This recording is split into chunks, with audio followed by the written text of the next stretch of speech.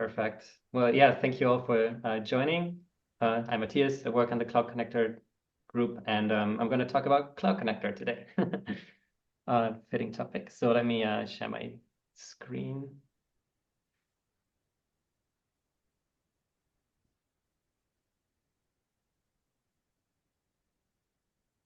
To find my browser window. Can you see my Google Slides now? Yeah. Yes. The Zoom controls are the way. That was in the way. All right, great. So my idea was to structure it in the following way. I kind of want to give a little elevator pitch first, of course, like what Cloud Connector is all about. I'm not going to spend too much time on this though, because it's really, it's quite high level, and I don't think it will really be super helpful to understand how Cloud Connector works. So this is more really for like in case you haven't really heard of it before at all, or how to even like sort it into what GitLab does, as a company. So I think this might help. But for the majority of the talk today, I want to spend on items 2 and 3 here, which I think will help you understand a bit better what Cloud Connector is through 2 different lenses. First of all, is the question of how did we actually get here? Like, how has Cloud Connector evolved alongside such topics as AI, which I'm sure you're aware has been on everyone's mind for the last year or so, and it had a tremendous impact, of course, on like what we did as a team to support, bringing these bringing these features to market, specifically to our self-managed customers, and also because I don't want to stay like too high level and like too much in the whole like boxes and lines kind of space. I also want to talk a little bit about what actually happens when you send a request, such as, give me a code suggestion. What actually happens when this request kind of traverses all of these layers that enable features such as AI, specifically code suggestions, and what happens at each of these layers that this request needs to traverse, and how Cloud Connector fits into that. So I think this will probably be helpful in kind of understanding like where we pry into this, both as a team, but also in terms of the technology that we've written. And then I'm going to wrap it up with kind of what's top of mind for us right now as a team, what are currently our biggest challenges, and what do we hope to work on over the next few quarters and next year probably. So so I'm going to spend like 2 slides on item 1, kind of the high level view. And what I first wanted to point out, because I think that caused a lot of confusion, especially early on, like, I don't know, like early mid 2023, when we kind of reformed into the Cloud Connector group. So Cloud Connector is not a product that we sell. So I think in the very early epics that we worked with, it was called GitLab Plus. And we kind of rebranded that into Cloud Connector, but it's not really something that a customer can go and buy on our website, right? So I think of it more as like a set of technological like rails that we can use to deliver cloud-hosted features to a much wider range of customers, specifically self-managed customers.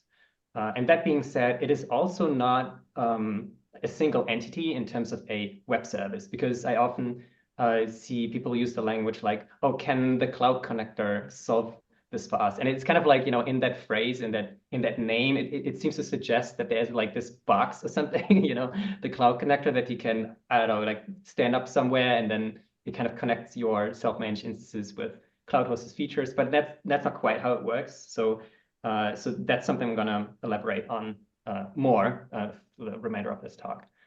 So the way, and this is not super concise, but I think a better way to think of it is that Cloud Connector is really a set of things. It's mostly configuration and just a bunch of code modules that we're also kind of putting in into like we're pouring it into a more distinct shape right now, that you can use at several layers of integrations at GitLab across services, to allow any GitLab instance on the planet to consume GitLab hosted features. So I called that the GitLab cloud in quotes, because I don't think that's necessarily a term we use or maybe it is a term we use when we talk to our customers. I'm not entirely sure. But the way you can think of it is kind of like a hybrid setup where if you forget about GitLab.com for a moment, if you are a self-managed customer or use GitLab Dedicated, so all of our single tenant solutions that you can actually buy licenses from us and purchase, you can then, with using Cloud Connector, you can enter into this hybrid setup basically that allows you to not just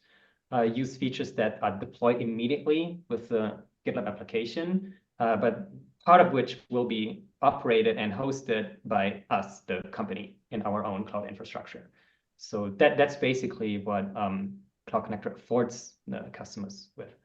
And basically, like one very high level requirement all along was this needs to be like super simple for the customers. So one big problem to solve. So here's something that we wouldn't want to do. We wouldn't want customers have to maintain credentials themselves that they need to configure to talk to something in the Google Cloud Platform or AWS or whatever, because that would be cumbersome. So we wanted this to be kind of like a plug and play solution for customers so that they can literally just buy an add-on from us, and then they can use things like AI through Cloud Connector. Not just AI, but that was the primary use case. So that's basically the elevator pitch. And if you look at this through boxes and lines, I thought it would be interesting to think of integration points. And I think this is kind of the high-level summary of it. These like purple, sorry, the pink vertical line. Can you see my mouse pointer actually? Yeah, you can see them. Okay, perfect. I wasn't sure. So these like vertical pink lines are basically the points where Cloud Connector software is kind of injected into these individual layers and does something to make the entire delivery work, except for the end user client, which doesn't always exist, right? Because a user might also consume features directly through the web front end. But often we have, especially for AI, you all know we have an IDE integration through the GitLab workflow extension where you can use the chatbot or request a code suggestion. So this is kind of where it starts. And we have code in GitLab Rails as well that will be required to deal with these requests. And it doesn't really matter then if you are on GitLab.com or a self-managed or dedicated instance is going to work for all of those customers. It will then pass through another layer, a traffic layer that is owned by our team that you don't, if you are, for instance, a developer who works on AI features, you don't necessarily have to concern yourself with that as much, but this is something our team looks after as well. And that's our integration with Cloudflare. And I'm going to talk about that separately, so I'm not going to spend a lot of time on this now. And finally, after this request is proxied through Cloudflare, it goes into a Cloud Connector backend, right?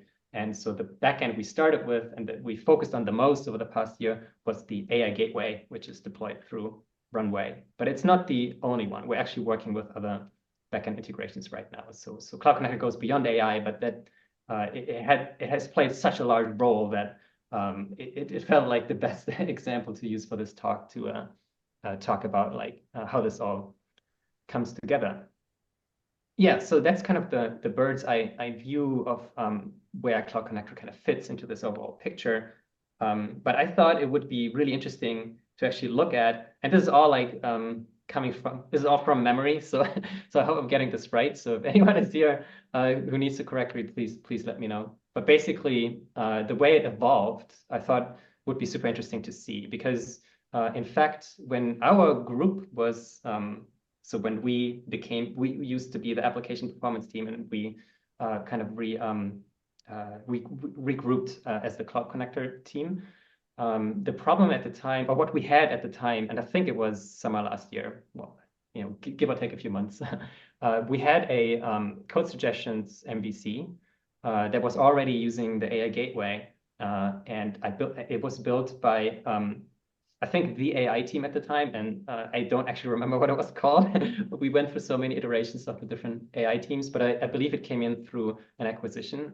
So we had a couple of engineers with Python expertise stand up the AI Gateway as a separate service. And its first use case to deliver to GitLab.com end users was code completions. And this is not something we built. So this was built by an AI team. And it looked, oh, sorry, I need to move my Zoom controls again. So it looked something like this. Basically, what happened was you're in your IDE. I think at the time it was only VS Code. We have a bunch of others now. And what you wanted to do is you want to request a code suggestion from the AI gateway. And this was happening directly. So there was a direct connection to the AI gateway, or I should say direct in the sense of it wasn't going through the Rails monolith first. It was actually going to the AI gateway through Cloudflare as well. I'm not going to spend a lot of time talking about this now because I have another slide for this specifically, but there was a domain managed as a Cloudflare DNS record called code suggestions GitLab.com. But really all it did was it had a bunch of rate limiting rules, and it was proxying the AI gateway, which was hosted in Cloud Run through Runway. And the way the IDE was authenticating the user with the AI gateway, because that needs to happen, right? Because we need to know who's calling us and decide whether they're allowed to call us. The way this happened was that the IDE would first go to GitLab.com, the Rails application, and it would just do that with a personal access token for the user who was logged into the IDE. And it would swap that for a JSON web token, which I'll have an example for that later as well. For now, if you don't know what a JSON web token is, it's really just a JSON string that just has identity information embedded into it that describes a particular subject, in this case, the user, and is cryptographically signed. So we can do this because on GitLab.com, this is an environment that we own and that is that we can trust. So we had a private key deployed with GitLab.com that would be used to sign these tokens as they were minted. And then we hand this out into the IDE, and then the IDE can take that token and go directly to the AI gateway. And the way the AI gateway makes sure this token is legit is by regularly, so the pink, I don't know how well the colors are coming through, but the pink ones here are basically things that don't happen on every request. So they happen out of band. So in this case, every hour or so, the AI gateway would perform a key discovery step where it goes to the Rails application and says, hey, give me the validation keys so I can check whether these tokens are correct. So it was a very simple architecture, and it worked well. And if you ask yourself why I split out Workhorse here from Rails, I'll get to that in a moment. We'll just make it easier to explain how we evolved from there. So that was the architecture that was in place, and it worked well enough. So just a couple general properties of this. It relied on existing web standards like the OIDC discovery protocol to fetch validation keys, and on that's the JSON object signing and encryption framework, which is a bunch of web standards as well that describe how you can describe cryptographic keys and tokens using JSON, basically. And there are like libraries as well that you can use to perform these exchanges and validations. So that was good. That was good to lean on these established standards. One drawback though was that this only worked for GitLab.com users at the time. Benefit, it was very simple. So that was a great way to just test this out as an MVC, ship it to GitLab.com and make sure it works well, and then think about self-managed support later. So that is exactly kind of where our team then came in, because the reason this didn't work with self-managed customers is because of this OIDC discovery step. Because if we cannot trust every single self-managed instance to sign tokens like we did on GitLab.com, because we don't control these instances, right? So we cannot really allow them to just make requests into cloud infrastructure. So we basically had an access permission or access permission delegation problem to solve for our self-managed customers. So that was basically the big ask to our team. Hey, can you figure out how to make this work for self-managed? So that the other teams could keep iterating in GitLab.com, because that's way faster to explore new ideas there. And I should maybe say at the time, AI features was basically, so there were a couple experimental features in the Rails monolith, but they were talking to AI vendor models directly. So this is something that we could never do with self-managed, because that would then require self-managed customers to maintain their own keys with that AI vendor, right? So if you talk to a Vertex AI model in GCP, you need something like Google like service account, for instance. So this is exactly the kind of thing we didn't want our customers to have to worry about. And in the AI gateway, we only supported code suggestions at the time. So basically, we also focused as a team on code suggestions first. So just as a little footnote here. So here's our first solution to the problem, which we built very, very quickly. So this was basically the quick and dirty solution, but I want to talk about it anyway, because I think it kind of shows nicely how we transitioned to what we do now, and what problems it solved at the time, and what we learned from this. So basically, we looked at the existing solution, which is still the one on the right here. So I just took that verbatim from the previous slide. And our idea was, well, so we have this problem of permission delegation to self-managed customers. So we can't really allow them to mint their own tokens, right, into our cloud infrastructure. That would be kind of a non-starter. So what we thought was, well, can we just continue to use GitLab.com for this, because we already trust it. It already does all this work, but we kind of just proxy this to the self-managed customer. And that's exactly what we did. So these yellow lines here, those are the new additions basically to the existing infrastructure. So on the left side, we now have, and by the way, if I say self-managed, you can think of this as or dedicated. So even to this day, self-managed and dedicated deployments, from a Cloud Connector perspective, they behave the same way. They're just single tenant GitLab apps. They're just deployed differently.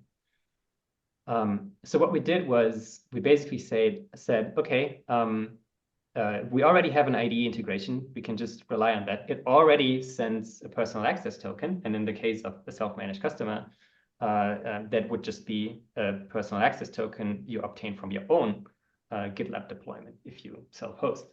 So what we can do is, of course, we cannot use that personal access token to use with GitLab.com, but we can inject a step in between where your local Rails instance first authenticates the user that belongs to your installation, and then under the hood, it uses a separate personal access token that actually came from GitLab.com, and we called this the admin path. So that was the administrator personal access token. So it would basically lump all of your own end users together, and then under the hood, it would take it would kind of multiplex these requests and send them to GitLab.com, to the same endpoint that is used to request a code suggestion,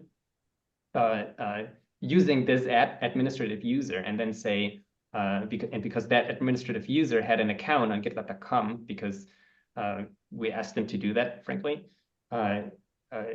So that way they were eligible to receive a access token for the AI gateway. So we just returned that back to the self-managed Rails instance. And this is kind of where we're leaning on a little trick in Workhorse. It has a feature called send URL that is really nice to proxy traffic. So basically what happens is that if your local Rails instance, in this case, processes your end user request, what it will do is it will not directly talk to GitLab.com, but instead it will construct a URL that it will hand back to Workhorse, which sits in front of Rails. So Workhorse always proxies every Rails instance we run. That's true for self-managed and GitLab.com. So every request first goes through Workhorse, and then Workhorse kind of decides what to do with it. So Rails can also respond to Workhorse, instructing it to do something on its behalf. This allows us to, do like kind of fancy stuff like this, where we can say, hey, Workhorse, I don't actually want to send this request myself. Can you do that? And can you please forward this request to GitLab.com? So Workhorse then takes this response and says, okay, so it creates a new request into GitLab.com, which obtains the token and returns this straight back into the IDE, which then the IDE can use to go to the AI gateway. So that was our solution at the time. You probably have like a lot of question marks now, which is fair enough, because to be honest, if we look at the benefits and drawbacks, I think the great thing about this was there wasn't really a whole lot of code we needed to write, because we just needed this kind of proxy logic and the Rails monolith.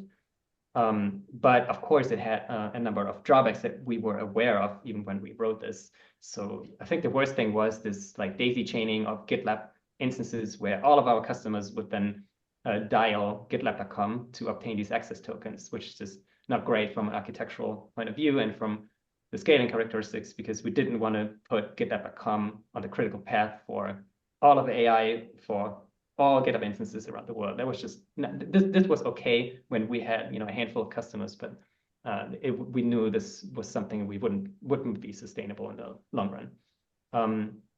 It also led to kind of poor administrative UX on the side of the self-managed customer, because remember when I said earlier it should be all plug and play, and it wasn't like that, right? Because we needed to ask, so it was still in beta then, code suggestions, so we had to invite our customers into a beta program. We needed to ask them, hey, go please create an account on gitlab.com, even if you don't use it, because we needed this to toggle a feature flag to kind of put you on this allow list, so that we can clear your tokens and hand out these access tokens to the AI service. We didn't tell them that, but we told them to create the account.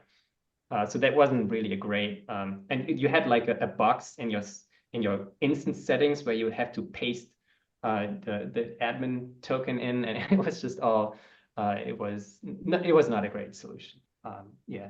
So maybe one okay thing was it was fairly simple, so that's why we could ship it quickly. But it was also kind of difficult to reason about with all of this, like, well, which path is it now going down in the Rails instance, because it depends on whether it's gitlab.com or self-managed. So yeah, it was a bit funny. So from this, we kind of then basically, while we were already shipping this, we were already thinking about the next iteration of like, what is the proper solution for this? We just didn't have enough time at the time because things were moving so quickly, and none of us had worked with AI before and all of these things. So we sat down and thought about, well, what are the main problems we need to solve here? And I would say it's these three. So first of all, we needed to properly segregate traffic, right? We didn't want to do this daisy chaining business anymore, where everything goes through GitLab.com. So we wanted to say, oh, every GitLab instance is equal, yeah, in terms of how they consume AI features. We also wanted to move away from this Cloudflare endpoint that was codesuggestions.gitlab.com. It was put in place by infrastructure engineers who were supporting the AI team at the time. And we wanted to own that and make it generic enough so that it gives us a leverage point for non-AI features. So that was another problem we wanted to solve. And the third point was that all access tokens should still be controlled by us, right? So that's not something we can just do away with. So we wanted to get rid of this admin path, but we still wanted to be in control of handing out access tokens to customers. And this is what we came up with. So this is basically the GA architecture, and this is still what we do today. And it looks a bit more daunting than it actually is. So let me explain. So first of all, I need to say here, at the same time, we made, as a company, another decision that didn't really come from our team so much as I think there was like a split opinion, like kind of two camps, where some people were in favor of allowing IDEs and end users to go to backends that we run, like the AI Gateway, directly, because it has a bunch of benefits. Like you can move domain logic into this backend and make it more like a proper satellite service, with its own bounded context. But it also has efficiency benefits, right? So because you don't have to go through the Rails instance every single time. And there was another camp was saying that, well, that's a problem because we don't have that many people with Python expertise, so we can't iterate on this quickly enough.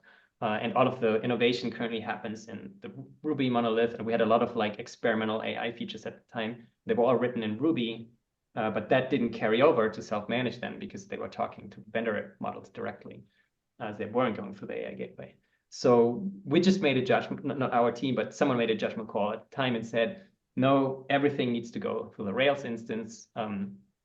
So that's another constraint for this architecture. So because as you can see now, both on the left and the right, the requests did not go directly to the AI gateway anymore. They would always go to the Rails instance first, even for requesting something like a code suggestion. So this slightly changed. So the way it works on GitLab.com, let's start with this. It's not unsimilar though to what happened before, outside of what I just explained.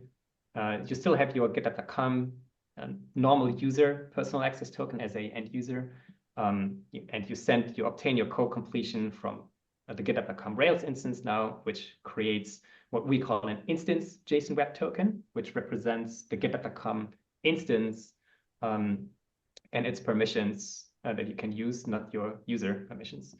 And it would then, it basically just proxied the request and it would forward it to the AI gateway, and the response was then looped back through Rails and back into the IDE. And the whole token validation step was exactly like before, right? Because there's still an OIDC discovery step where the gateway fetches keys from GitLab.com to validate these tokens. So that's actually very similar. So what we did, we extended this to work. So you can see it's like mirrored, right? So it works exactly the same way on self-managed. So the main problem we needed to solve though are those yellow boxes here, which are kind of the new additions in this architecture, because what we needed to do is we wanted to stay in control of minting tokens. So we said, I think it was actually Andrew who first suggested that idea. And he said like, hey, why not use customers.c for this? And yeah, it was a great idea. So customers.c in this picture is the customers portal, and it is the source of truth for all subscription data we have, including self-managed customers. So it knows a lot about what you should be allowed to do, right? Both on your own GitLab instance or on GitLab.com. It has all the reference data for this. So this gave us a good integration point for minting tokens. And at the time, there was also already a synchronization step in place that the fulfillment team had maintained to synchronize data between the customers portal and our self-hosted instances. And basically, we just piggybacked on top of this background job a token. So basically what would happen is that the customers portal now was also minting tokens. And I think I'm missing an arrow here. So there should be a mint IJWT arrow here somewhere. And this happens once a day, still does. So once a day, customer instances sync with us, with the customers portal, and the customer's application will mint an instance JWT, and it will return it back to the self-managed instance. And this is done through a Sidekiq job. And the Sidekiq job, if it completes, it then stores that token in an encrypted database column. So what happens when you request code suggestion in your self-managed environment? Again, you just fetch it through Rails, and instead of minting it on the fly, we just load it from the database, and it gets rolled over every day.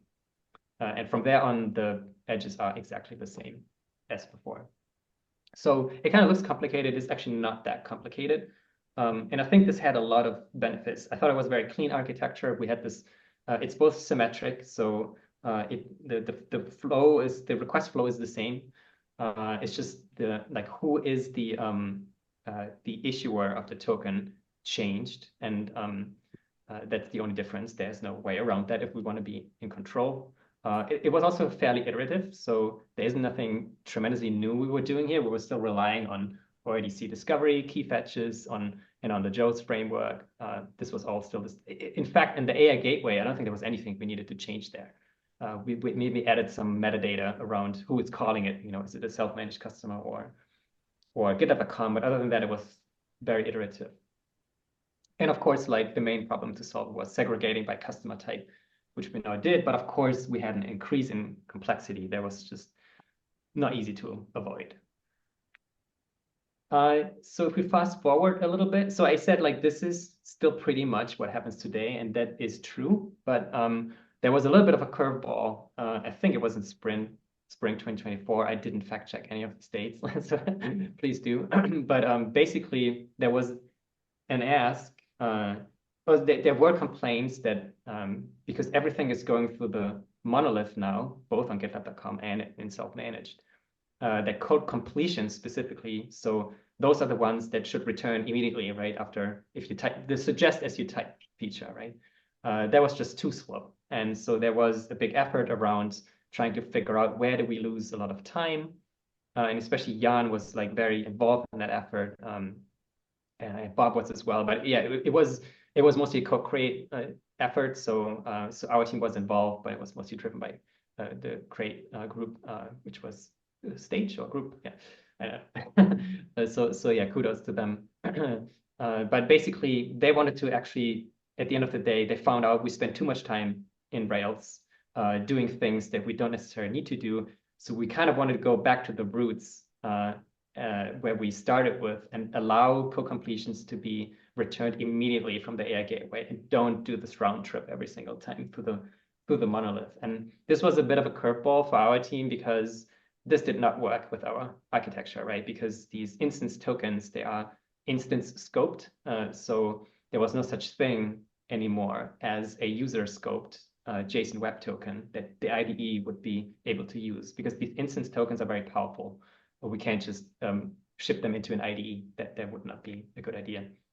So what we came up with, we had to also like do this fairly quickly.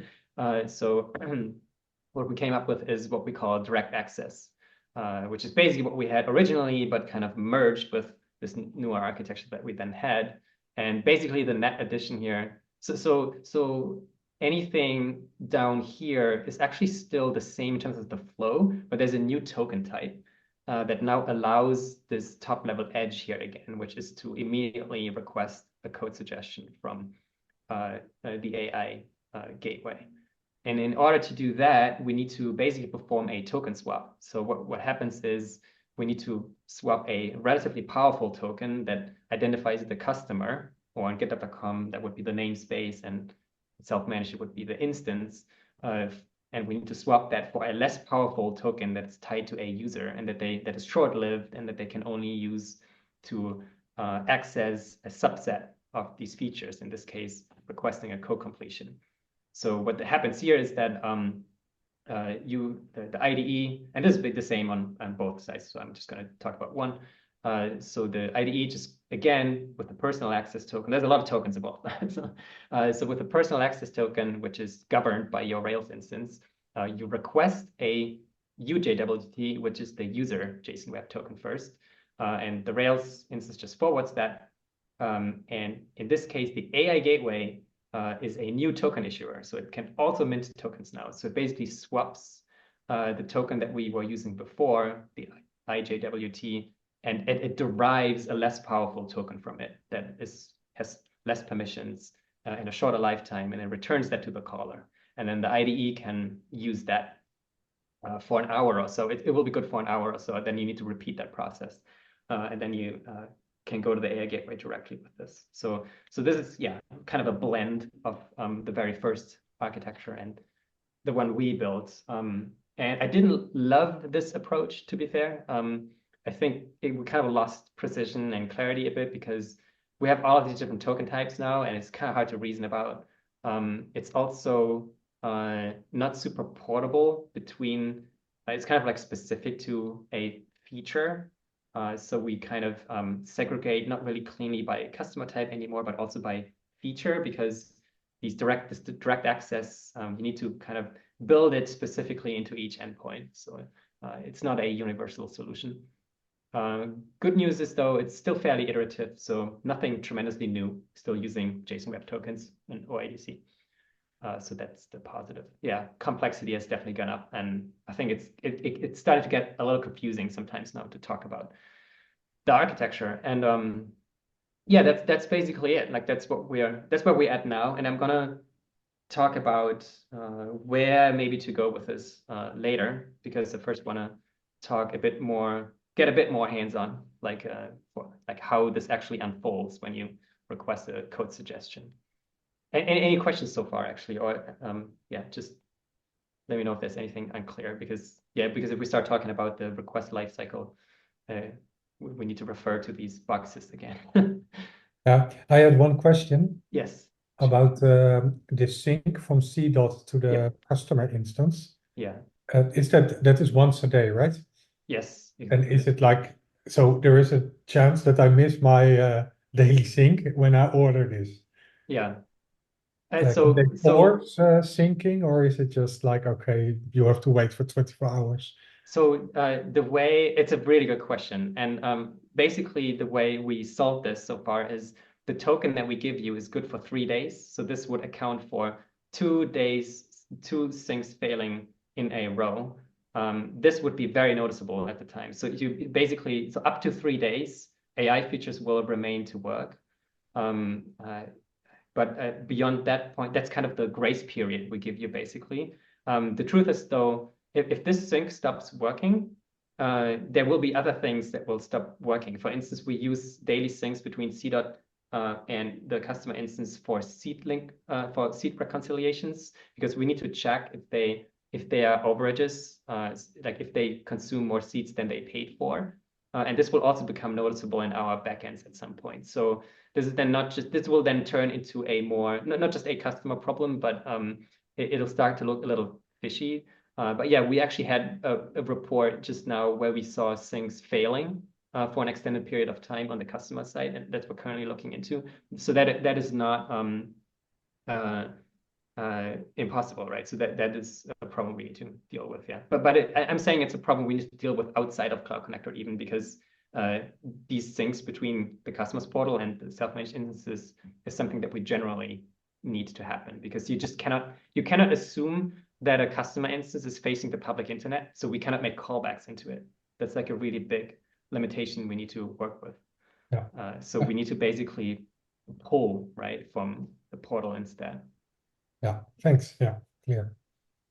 And just to add, there is a manual sync as well if you need to address some problem. Exactly, there's a workaround. We actually have documentation where sometimes if something it's like a bit hand wavy, but if it sounds like it's an easy workaround, you can actually go to your, and this isn't something we built, it has been there forever. If you go to your subscription page as a self-managed customer, you can resync your license, and under the hood, this will also resync your Cloud Connector credentials.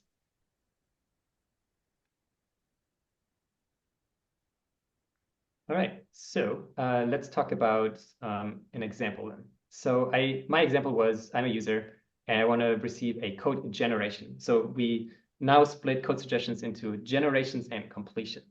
You probably know that. So a generation is when I ask the AI to actually like produce a full document for me, which is a bit more expensive than just auto-completing what I'm currently writing. So I can drop this description in there in a code comment, write FizzBuzz for me. If you don't know what FizzBuzz is, don't worry. It's like a silly coding challenge. I actually had to do that in my first job. Yeah, so I can ask. I didn't double check this either. So I don't know if there's a bug in there, but this is like really what the AI told me to write. It looks okay now. So this is what I write in my IDE. And I thought I'd speak about each of these steps that then happen at each of these layers that I showed earlier. At a high level, obviously the IDE needs to make a request to generate a code snippet. That's just an HTTP request into the Rails instance, because this is not a completion. It does not use direct access. So forget about direct access. So I'm going to talk about the proxy requests that go through the monolith now. So what happens at the Rails instance is it needs to clear user permissions because we give it a personal access token only. And it will do that, and it will then forward this request to cloud.gitlab.com, which is our Cloudflare zone that we route all the traffic through.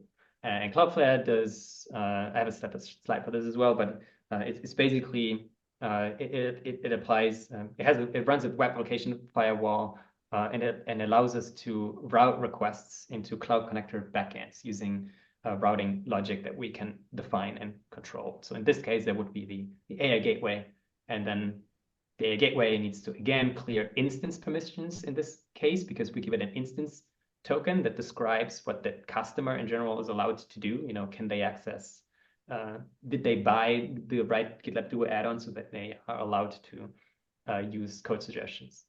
And of course, it resolves the request. So I didn't include the AI vendor upstream boxes. So obviously the AI gateway will not do that itself. It will talk to a model in Vertex AI or Anthropic or something like that. Okay, so let's go through it step by step. So starting with VS Code, or a lot of this actually happens in a language server or other IDE extensions for other IDEs. This slide is pretty sparse, not because I know there's a lot going on in the IDE, it's just because I don't know a lot about it. So if we have IDE experts here, yeah, please augment this with additional steps. But basically, the takeaway here is that there isn't a whole lot that is specific to Cloud Connector, if anything. But the general steps are that the extension will make sure that the user is actually connected to their own GitLab instance. And it does that, again, by using a personal access token. Of course, it will capture your user input as you type it. And turn that into the following request. So it goes to GitLab, your GitLab domain, whatever that is, or GitLab.com in both cases, to our API and to this particular endpoint here, which is very confusingly named because it used to only serve completions, but now it only serves code generations. So yeah, maybe we need to create an alias for this. I think it's still the case. So it actually produces a code generation, not a code completion. Of course, we capture telemetry at every step of the way. And then the IDE waits for the response and renders the output. Jumping to Rails, so the request will arrive in Rails, and it will go through all of the standard stuff. This is not AI specific. All of the standard stuff it does anyway for any API call, which is to make sure your personal access token is valid, it has the right scopes and all of that, that a user account exists in the Rails instance that the PIT is tied to. Things like that. Then on top of this, it runs a number of permission and settings checks that are specific to not just Cloud Connector, but also AI specifically. For instance, you can enable or disable certain AI features in your namespace or instance settings. So we need to check, well, should the user be allowed to use that? Or has this been disabled? If it has been disabled, we give you a, I don't know, 4 or 3 or something like that. Some kind of HTTP response code to reject a request. We also need to check if you have a seat assigned, because if you buy an add-on from us, like GitLab Duo, you do that for a certain number of seats. So that's basically the maximum number of users you can allocate this feature to, right? So if you buy 100 seats and you have 1,000 employees who want to use code suggestions, only 100 of those can ever do this at a time. So we have logic in the Rails monolith that makes sure the user attached to this personal access token was assigned by their own admin to a GitLab Duo seat. And there's a bunch of other checks in ability checks, like role and permission checks in the declarative policy. Right, and I also can't speak to any details here, but I think the reason we kept code generations in the monolith and still proxy there is because with this feature and some others, we can actually use the GitLab database to enrich the call that we then send to the AI gateway. So there's some kind of context enrichment going on. I don't know if there's anyone here who can expand on that. Is it true? I think it is, but I don't actually know what this does exactly. Maybe it injects project-specific information or something like that. Well, okay, like I think it's true. And yeah, also I don't think we add more context. So the main decision point was that the generation is relatively slow compared to completion. So it's just okay to keep it in Why the not? Yeah. Oh yeah, fair. Say it again.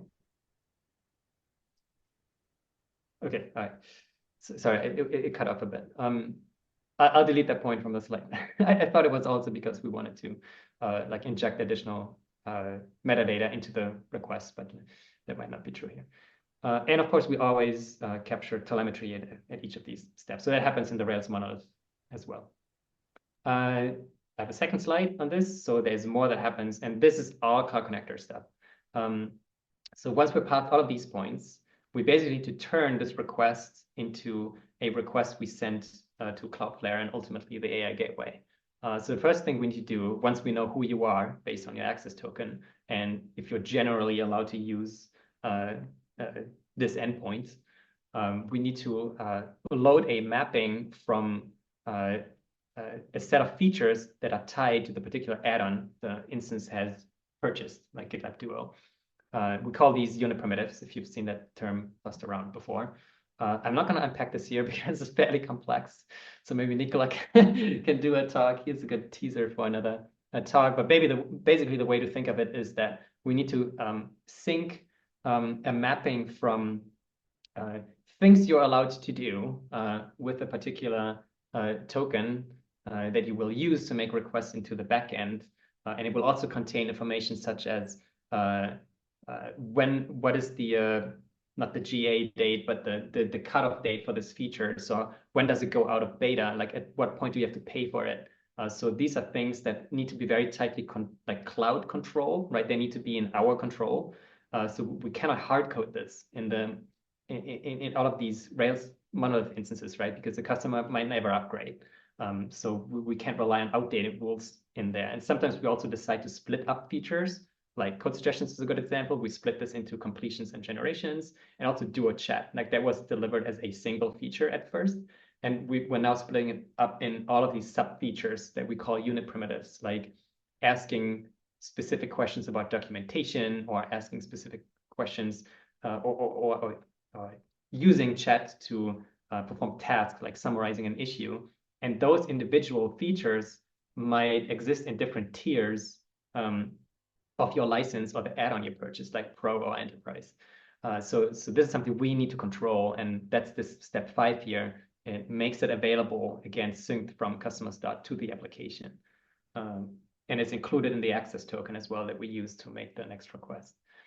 Yeah, so the seed assignment step I already mentioned. This is currently still done by a Cloud Connector Ruby code module. It's a bit of a hot topic because we're trying to not do that because seed assignments, I basically, it's kind of an administrative step tied to your subscription. So we're actually looking at moving this out of a Cloud Connector code module and elsewhere. And we also provide the access token that you need to attach to the HTTP request upstream. And we either load that from the database, as I mentioned earlier, or we mint it. So we load it from the database on, if it's self-hosted GitLab or on GitLab.com, we just mint it on the fly. And this JSON Web Token, I'm going to show you an example in a second, will have a scopes claim, which contains information that we derive from these unit primitives about what specifically you're allowed to do with this token. And we sign it with a key so it can't be compromised. Yeah, and then we create the send URL request. Again, Workhorse streaming the response back to the caller. And we also provide a bunch of mandatory header fields that you need to inject. And when I say you, I mean if you're a stage group developer who integrates with Cloud Connector, that's the kind of stuff you need. We have like Ruby interfaces that you can use to do that. And what pops out then is basically a new URL that the Rails monolith needs to dial. And it goes to cloudgitlab.com. And then this purple portion here is just an AI gateway endpoint. Yeah. So I'm going to show you in a moment how that is all routed. But that's basically the URL that you get that leaves the GitLab monolith. This is how a token looks like. Not going to spend a whole lot of time on this. But basically, it has an audience that says which system this is good for, as a subject, which is the GitLab instance ID, and then the scopes. In this case, the backend would need to ensure that it has this code suggestion scope so that you're actually allowed to request a code suggestion.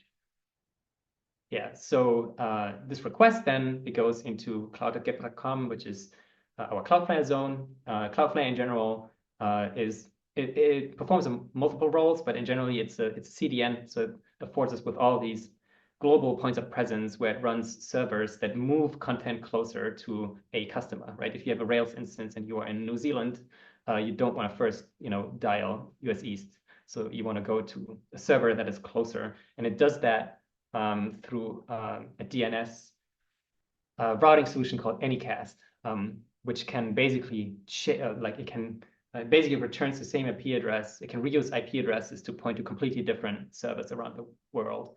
And it helps with load balancing and distributing traffic as well. It also uses that as a web application firewall because it allows you to mitigate DDoS attacks. So if Cloudflare detects that there's a whole bunch of requests coming from users that seem to be malicious. I don't know which rules they use to do that as proprietary, but they can then say, oh, we redistribute this traffic to a bunch of different POPs, or we throttle it completely, which helps us because then we don't need to worry about, forwarding this traffic into our own cloud infrastructure. So basically the way you can think of Cloudflare for us in terms of Cloud Connector and AI, it's a reverse proxy, right? So it intercepts all of these connections from all GitHub instances around the world, and kind of clears these requests, routes these requests, and then forwards them to a backend. I added a small footnote here, which is no, we don't use workers because that question came up in all bunch of different threads. So Cloudflare has this concept of a worker, which is basically a cloud function, kind of like AWS Lambda or Google Cloud Functions. But we don't use that, not yet anyway. So we only do that to handle 404s, like if you ask for a path that doesn't exist. So for Cloud Connector specifically, what we do is routing and rate limiting. So basically what happens is if the Rails instance sends a request to cloudgithub.com/AI, what we do is we route based on this path prefix. So we say, if it's a request to /AI, we replace, basically what happens, there's an HTTP rewrite rule that rewrites the HTTP request and it swaps out the host. So it then says, I reroute this request to, Cloudflare calls this an origin, to the AI gateway running in runway. And then the rest of the path is just attached back to the request and nothing else we touch. The payload, we don't look at the payload. And so we just forward it to the right load balancer in GCP. And while we do that, we also apply rate limiting rules. We only do that in kind of a semi-smart way for AI requests, where we do it based on the number of seats that I mentioned earlier that you purchased. So if you buy 1,000 seats from us, you will get more traffic allowance, like a higher traffic allowance compared to someone who only bought 10 seats, right? That's to account for the fact that we don't want super small customers to draw down our AI vendor quota and basically cause an outage for everyone because these quotas are shared between all users. Yeah, so that's all that happens at Cloudflare. And finally, then goes into the AI gateway, which then handles this request at this particular path. It will validate the token, as I mentioned earlier, verify the signature is correct using the keys obtained through OIDC discovery. Then it checks that I showed you the token earlier, so it will then check that, well, for this particular endpoint, does the token contain the code suggestions claim? If not, I return a 401. Also verifies request headers to make sure they haven't been tampered with, because we rely on them for a number of reasons. It captures telemetry, and then it forwards the request to the AI model to actually service the code generation. I have a little quiz to see if you're still with me. So when I say it responds to the caller, who's the caller in this case? Does anyone know?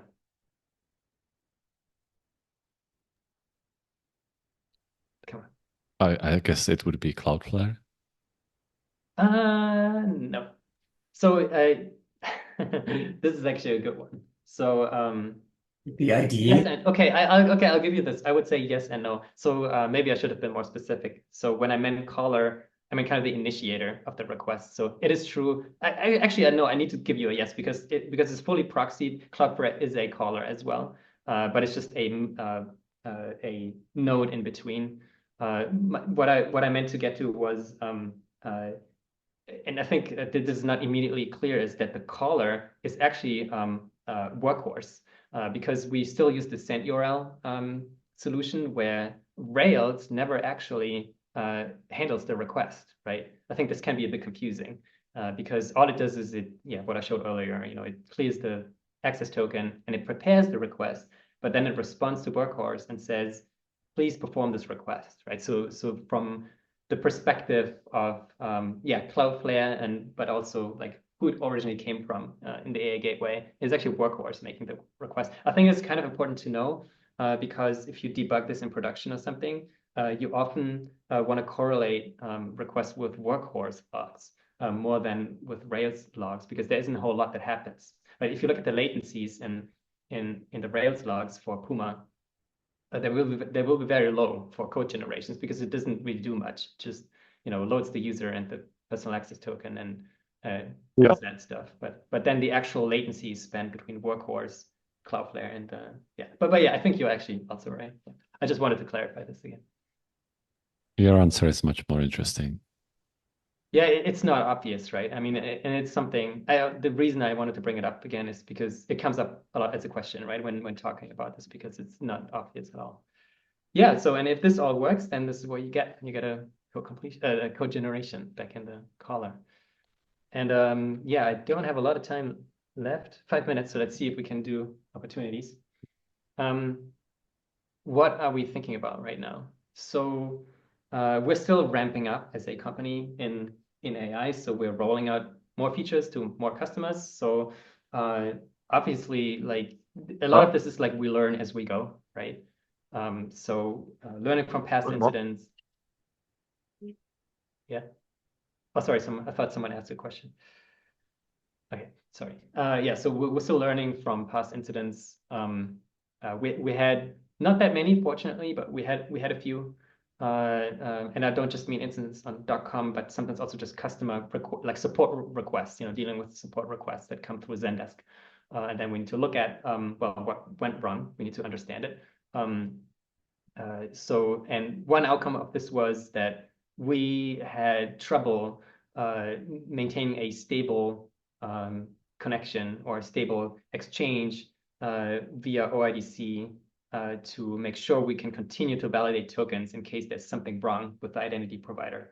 For instance, we had a problem with customers where it went into maintenance mode, and then the AI gateway wasn't able to fetch the validation keys anymore. So it started to reject requests because it couldn't validate those tokens anymore. So there's a couple of things we're thinking about now to make that more reliable. Also, just our ability to diagnose issues was not very good because we were very caught up in building solutions, but we were kind of falling behind a bit with making sure that we can verify that those solutions work as intended. So first of all, we added a bunch of runbooks to make it easier for support engineers and SREs to triage issues as they come up. And we also built something like a self-service thing straight into GitLab Rails. It's not available on .com yet, so you can't use it in the multi-tenant environment. But if you're a self-managed customer, you can actually go to your Duo subscription page, or it might be on the seed assignment page. I think it's on the seed assignment page, somewhere like that.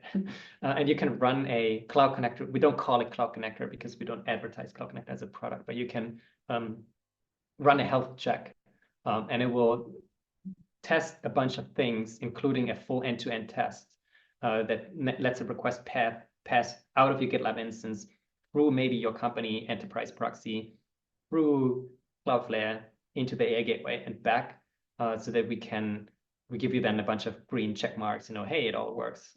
But if something doesn't work, we have these individual probes that might be failing to give you kind of an inkling of like where it went wrong. And we use that to diagnose issues that self-managed customers have, because otherwise we had occasions where we had to SSH into their boxes and then, or ask them, hey, can you run this code snippet in the Rails console, because we didn't know what was broken. So I think we're in a much better spot there, but still working on it. We also improved alerting and monitoring a lot. So we added push notifications for rate limiting events specifically. So they go into Slack now, so that if there's a spike, we will know. Before that, it was pull. So an engineer had to go to the Cloudflare dashboard and check if everything was okay, which is not good. We're also about to wrap up a logging epic so that we didn't have persistent logs for Cloudflare, which is a problem if you want to diagnose issues a customer had yesterday, right? For instance. So we have two solutions in place now or soon, which is a Cloudflare native solution called Log Explorer, which is a little like BigQuery. You can write an SQL dialect query to query log files. We also put log push in place, which will persist them in GCS buckets that we own. And we continue to work on rate limits, so that's not fully done yet. So for instance, we don't have the customer sizing for rate limits on GitLab.com yet, so there's a bit of work to do there. We also just started to work in this milestone on, like, I want to call it proper multi-backend support, because our attention was very focused on the AI gateway. So a lot of the Cloud Connector code was like baked straight into the AI gateway, but now we actually have 4 backends we need to deal with. Only 2 of them are AI specific. So we have the AI gateway, we have the Duo agent workflow service, which is the Python app as well. We have the GitLab observability backend that came in through Opstrace. They have a Cloud Connector integration as well, but it's written in Golang. And they basically brought all the code themselves to integrate with us, which is awesome. I love this experiment.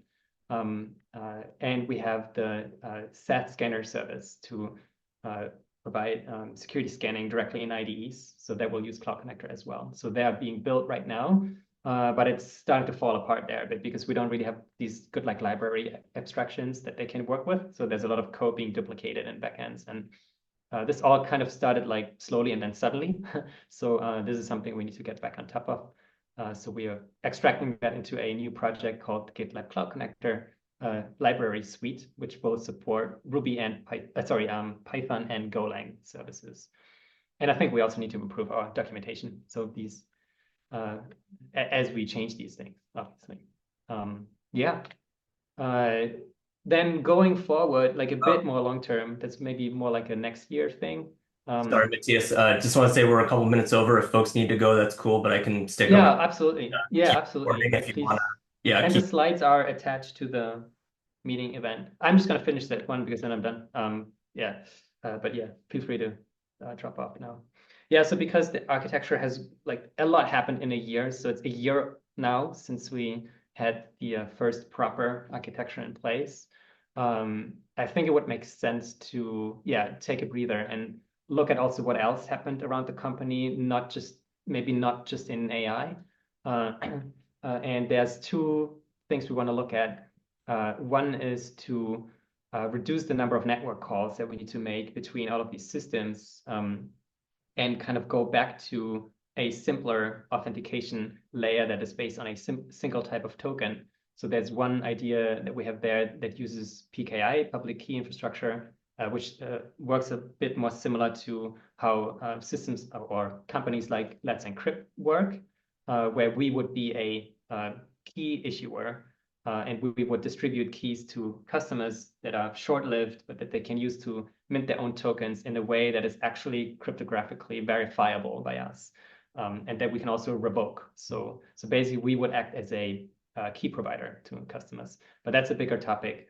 Another thing is GLGO, which is an identity layer or service that was built, I believe, to support I want to say the container registry first. I don't know if Grzegorz is on the call, but and also I think the GitLab runners infrastructure, because it acts as a abstraction layer between other cloud providers and GitLab instances, such that you can directly map, like if you already deploy to AWS, for example, your GitLab, there are some arguments to be made. Maybe we don't need this full abstraction where we share a single key into our cloud infrastructure and multiplex all of these different customers. Maybe they're looking for a deeper integration specifically with AWS. So we actually give them more of a direct mapping between their AWS account and models running in AWS. So that's like one opportunity, I think, to look at, but we're not sure yet where the overlap is exactly, and if maybe Cloud Connector should kind of converge onto GLGO as an identity layer. Yeah, so those are the bigger chunks to solve. But yeah, that's all I had. Yeah, if you have any more questions, feel free to stick around. I'm going to stick around a bit longer if you have questions. Thank you.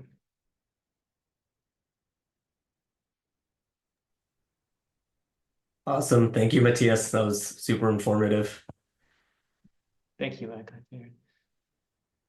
Also, if you can think of questions after the talk, just ping me on Slack or drop into the Slack channel and come ask us. I didn't monitor the chat at all, so did you ask questions? Okay.